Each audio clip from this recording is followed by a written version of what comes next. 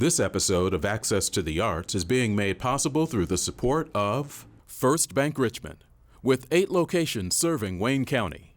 First Bank Richmond and you, doing great things together.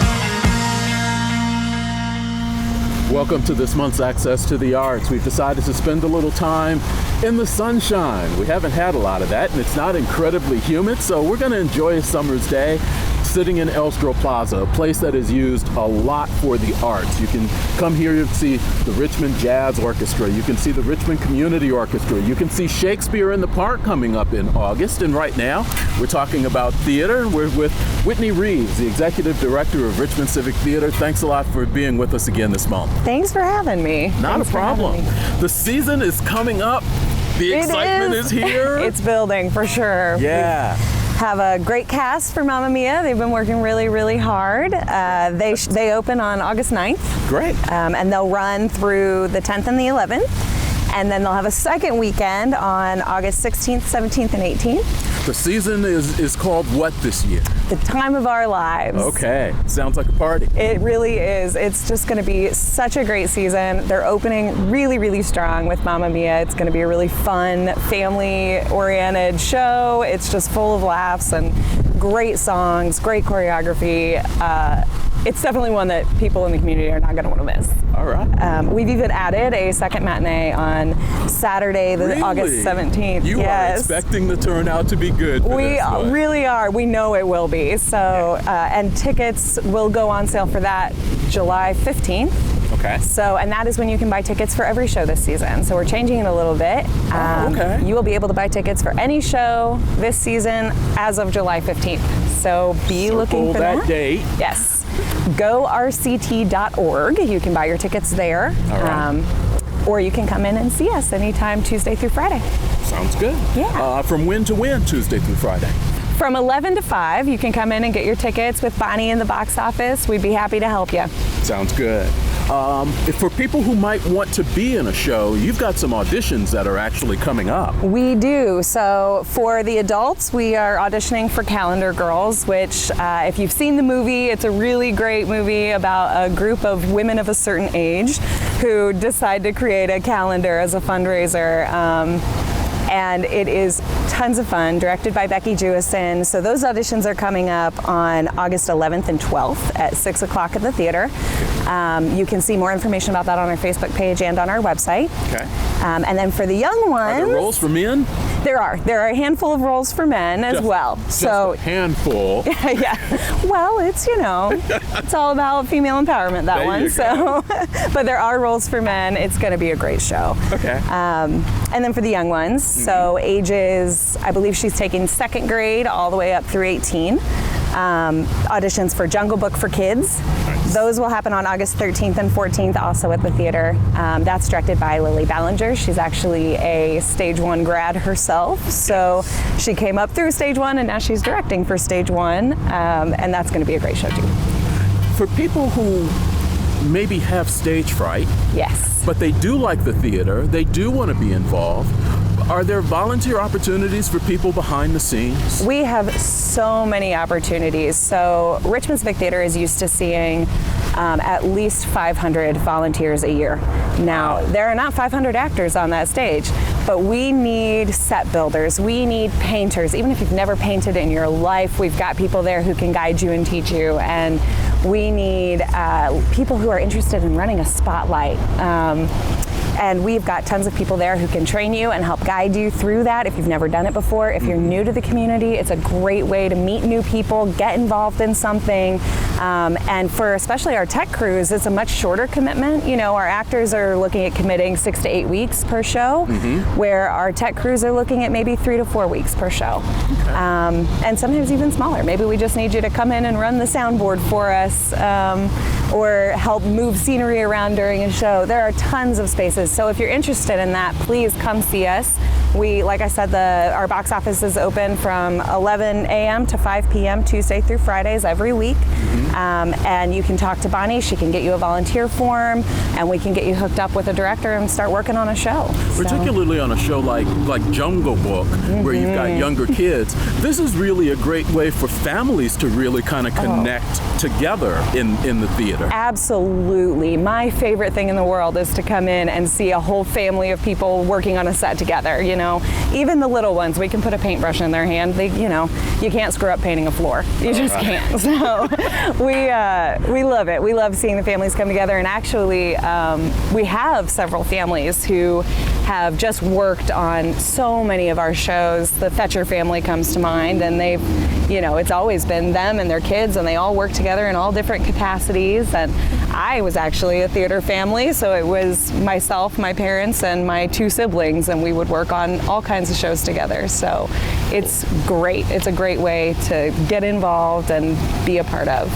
GoRCT.org is the website if you want to find out information about Mamma Mia, Jungle Book, Ripcord, or if you just want to connect with them and maybe volunteer some time. Yeah. Whitney, thanks a lot for spending some time with us. Thank you, Eric. I really appreciate it.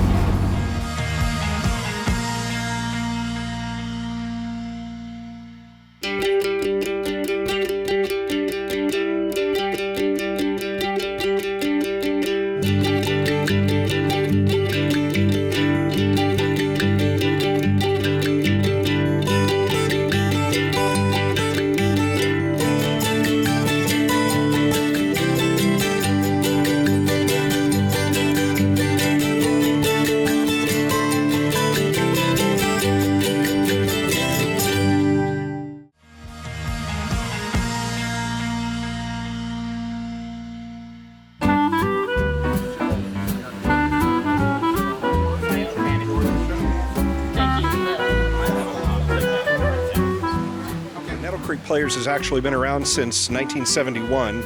It went away for a while in the mid-90s, but we've been back now for 4 seasons. The first year we did an alumni reunion concert, and then for the last 3 years we've been doing the full season of repertory theater. Summer stock theater, and summer stock tent theater very specifically, has been around for generations and generations. It goes back to the tradition of the old show wagons of the Old West, and even beyond that, back to the Commedia dell'arte troops of Renaissance Italy.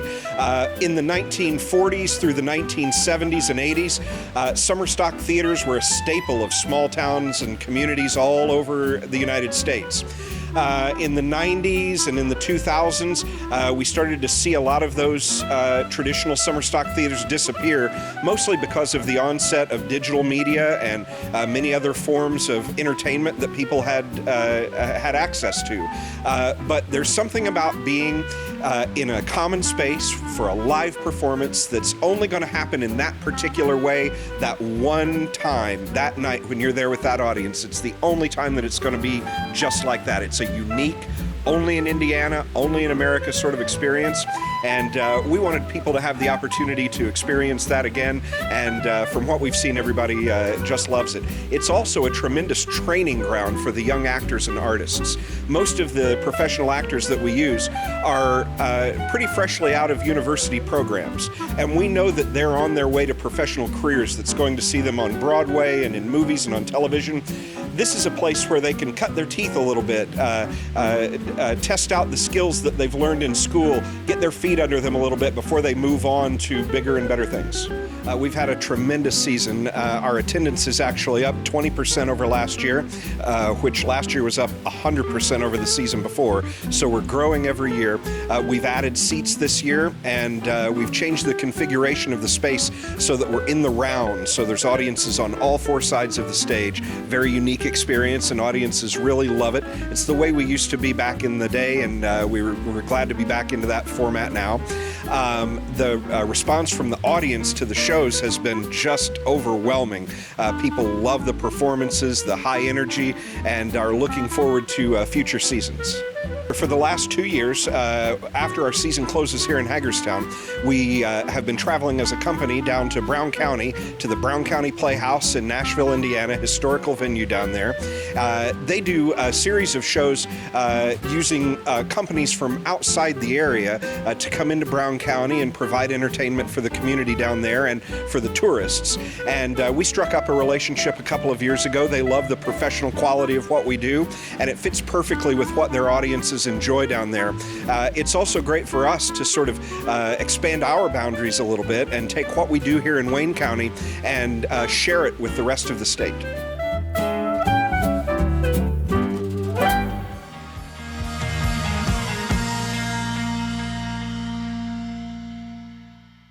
That's Lisa. That's Andy. And today we're going to be driving around Eaton, Ohio and see what we can find out about each other and about the Star Theater. Anything you want? Yeah, whatever comes up. Whatever comes up. We may solve all the world's problems or create a few. It's early. It's so early. You never know. Yeah.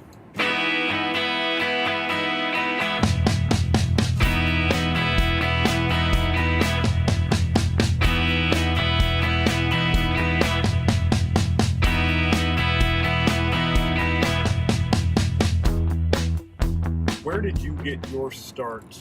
In theater? In theater, in the arts? I started in theater when I was about 4 years old. Started at Richmond Civic Theater. And at that time, I remember one of my very first shows, we were practicing in the basement of a church. Yeah. Was where auditions and rehearsals were held.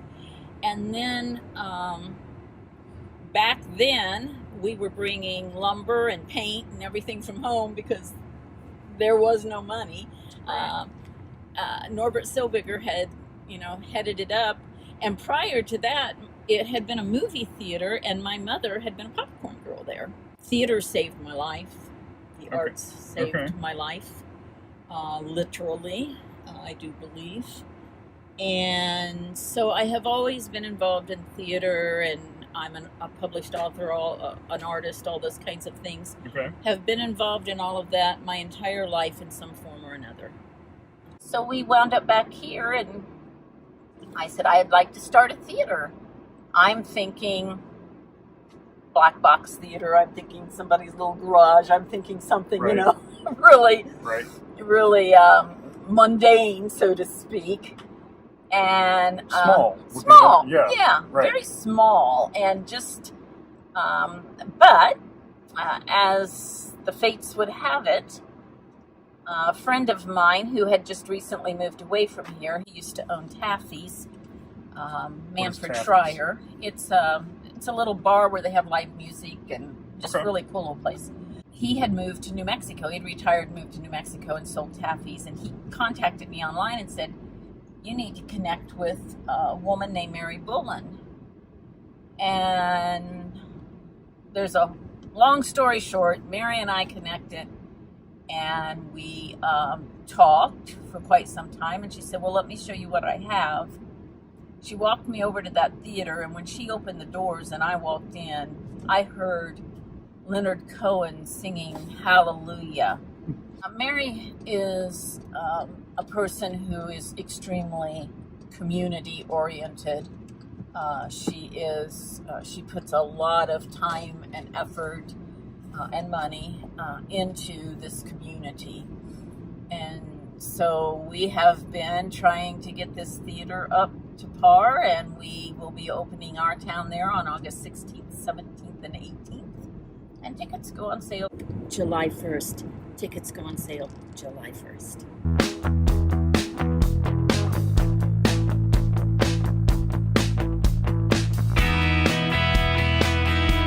What was the condition of the auditorium, of the theater itself, when you stepped into it that first day? Well, it wasn't terrible.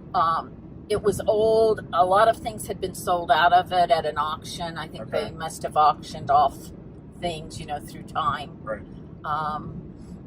And so it wasn't terrible. There had been some work already done in it. The Star Theater at Eagles Point is a nonprofit organization, which means we're trying to raise money.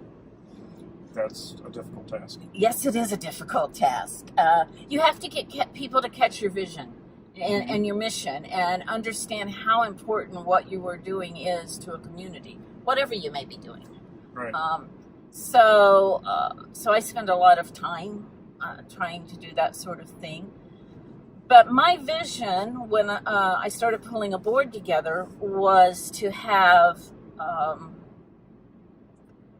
a performing arts place that would serve the community while also entertaining the community. And what I mean by that is it will be a movie house, live theater, music concert, community time when people from the community can lease the theater. We're going to be offering classes in all things artsy theater. We'll have lecture series, children's theater. Also be working with organizations in the community to allow them find a way for different groups like maybe wellness and recovery to do some type of performance, just different things like that. The sky's the limit.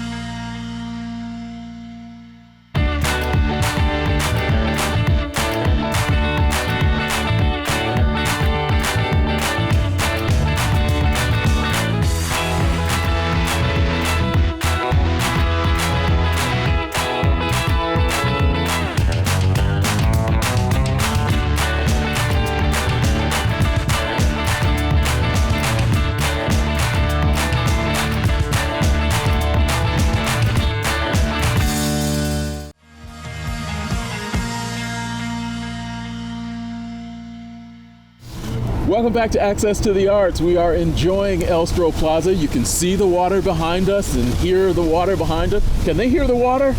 He's nodding his head. You can hear the water. Cool. It's a nice day out here. We're just having some fun. Andy Dudas from DIVA is here with us. How you doing? I'm good, Eric. How are you? Great.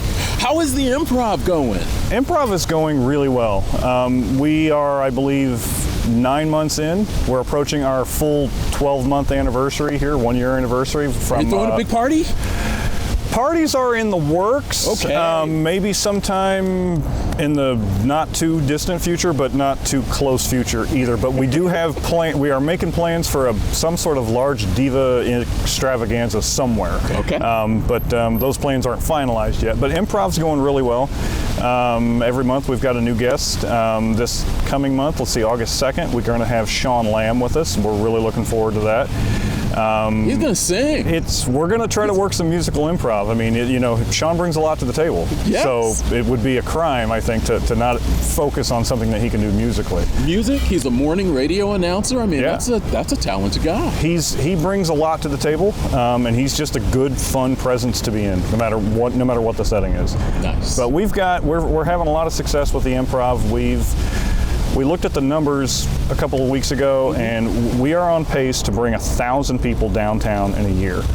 And that's just with 2 shows a month right now. We have a small venue, the seating's kind of limited. Sure. But we have been able to tap into something that's still working. We're bringing 1,000 people downtown a year on Fridays in the evenings that wouldn't have been there otherwise. So, we're hoping maybe other people will kind of latch on and find other things to start adding downtown, give a little more depth to what's happening down here. Maybe it's the alcohol. I hear you have alcohol. It could be the alcohol. You all have never mentioned alcohol. Well, it's I myself don't partake, just for reasons I don't even know why. But the arts and a little wine, those things go together. They all go together really well. Yeah, we have a catered bar. Every performance, Smiley's and Diva have worked out a nice connection that is that's working really well. But that was part of this idea, though, wasn't it? To really kind of bring the arts and some of the other businesses that are downtown together? Sure, absolutely. It's a lot of what DIVA is about, because DIVA is about more than just improv. Right now, its main thrust is improv. But we're looking into, like when you mentioned, like, is there going to be a big party? Yeah, eventually, we are going to start having some sort of an event, like an annual event, or we're going to start having a chamber music series, or we're going to have open mics. We're going to have third-party users. And what this does is it figures out ways for other members of the community or other businesses downtown to be a part of those events, whether it's Smiley's catering this bar, or if it's the Tin Lizzie who is working with us catering lunch for our improv workshop. Finding new ways to make connections to other businesses, other arts entities, other members of the community, other artists. And the plan ultimately, it was rooted in the idea of what can we do to help bring people together, bring people into Richmond that are maybe from other places. And we don't have a lot of outside traffic yet from outside of the community, but we just did an interview with Lisa Marling from the Star Theater over in Eaton, Ohio. And so we're finding ways to make connections beyond our immediate circle. Right. But Eaton's not too far away. Yeah. So we're finding a lot of opportunities to have community outreach and community involvement, and we're kind of, it's like, if you've got an idea, maybe shoot it our way and maybe we can figure something out. You mentioned the improv workshop. I know that has come and gone, but what was that designed to do? Were you looking for new performers? It's possible that there is a diamond in the rough just sitting out there and you don't know it. We are not really looking to expand, but we are always looking for an opportunity, if that's any way at all of being cagey and dodging and answering a question at the same time. But the improv workshop is designed to aid seasoned or veteran performers, to give them a skill that you can't learn from a scripted show. A scripted show, you are really confined to those words, but things always go wrong in a live performance, even with a script. So figuring out a way to improvise your way back around and solve those problems is always it's a scary challenge when you're in front of a big crowd.